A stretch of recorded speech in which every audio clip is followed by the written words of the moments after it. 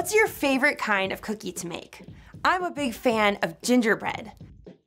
I love turning out the exact same shape over and over and over and over. You don't even have to be an artist to make gingerbread cookies come out just right. But the best works of art don't come from a mold. They're unique, original, one of a kind. And the greatest work of all time is you. God made you to reflect a little bit of who He is to the world around you. But He made you to reflect Him in a way that's entirely different from your brother, your mom, your neighbor, or even that popular kid at school. God made only one you, and He made you on purpose. No one else in the entire world can fill that perfect spot He crafted, just for you. And when you discover who God made you to be, you can make a greater difference in this world than you could ever imagine. That's why individuality is an amazing way to worship God with your life. Because worship is about more than just singing loud. It's all about living loud.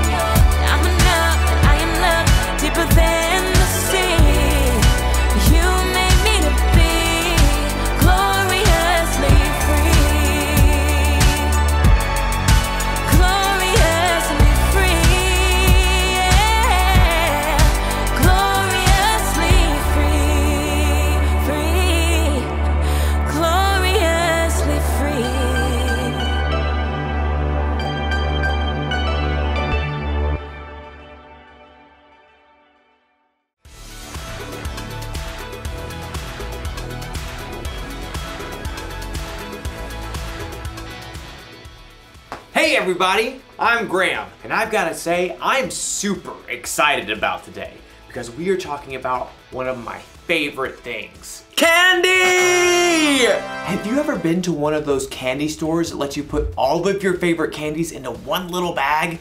You can mix your jelly beans with gummy bears and top it all off with a handful of M&Ms. The M's stand for mmm. And it's all made only for you. You're one-of-a-kind candy bag. Everyone's different after all. Some of you may like hot candy. Ha ha ha ha ha ha ha ha! Or maybe sour's your way to go.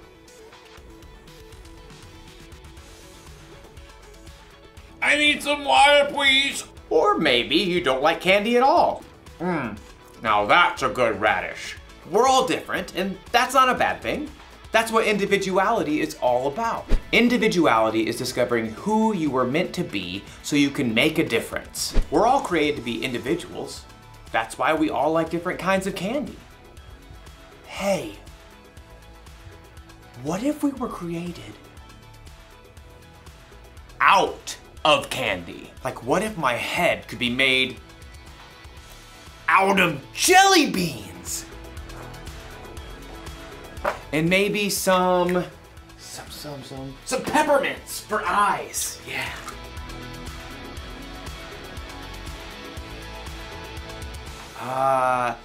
Laffy Taffy nose.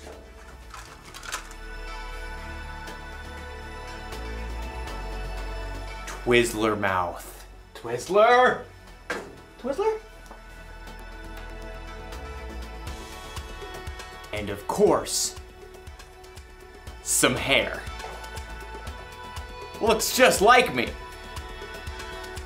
Okay, maybe we weren't created out of candy, but we were created. And in today's story, we'll learn about our amazing creator. Sounds fun, right? What? I was hungry. See you soon.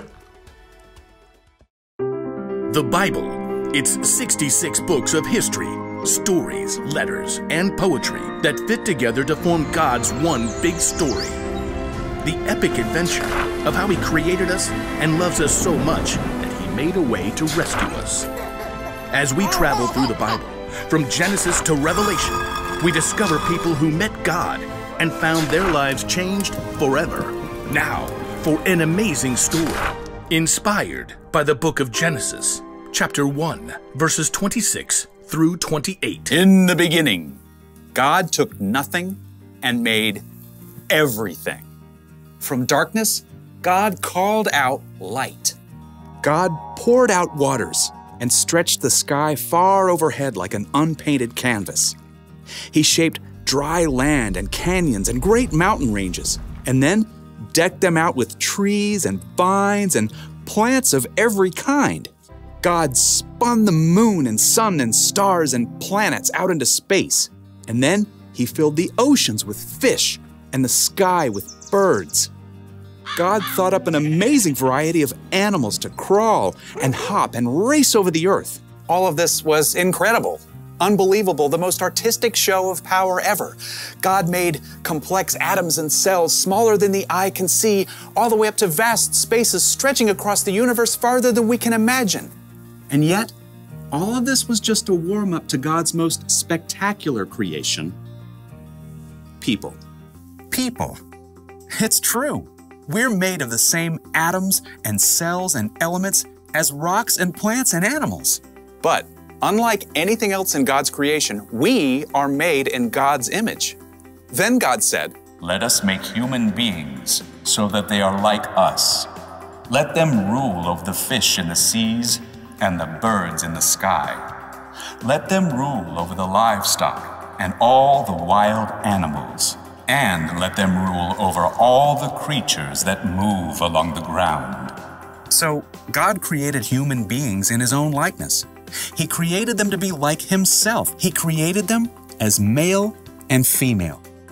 You are made in God's image. Now, that does not mean God shares your eye color, Or your freckles. Or even your quirky smile.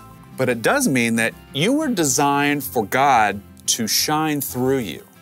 You were made to show the world God's love, God's grace and mercy, God's joy, God's peace, God's kindness, God's wisdom. You and every person you'll ever meet are of infinite value because you're made in the image of God. And here's what's even more amazing. God didn't design us to turn into a bunch of little robots who look and act the same when we follow Him. Instead, the more time you spend with God, asking Him to transform your thoughts and words and choices, the more you become uniquely you. As you follow Jesus and reflect God's light more clearly, you'll be able to do the things that God has designed for you and no one else. So, next time you look in the mirror, remember, you're looking at the image of God, and no one in this world can reflect Him just the way you do.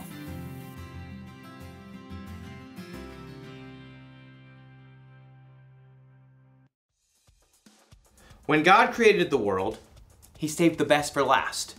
People. He made us to be like Him. He made us in His image. Maybe that means God looks like us. Or maybe it means God made us with different qualities that could only come from Him. Maybe God made you creative, like He's creative. Ooh, or maybe you're really smart because a smart God made you that way. You could be patient, or kind, confident, or peaceful. And you could top it off with a handful of joyfulness.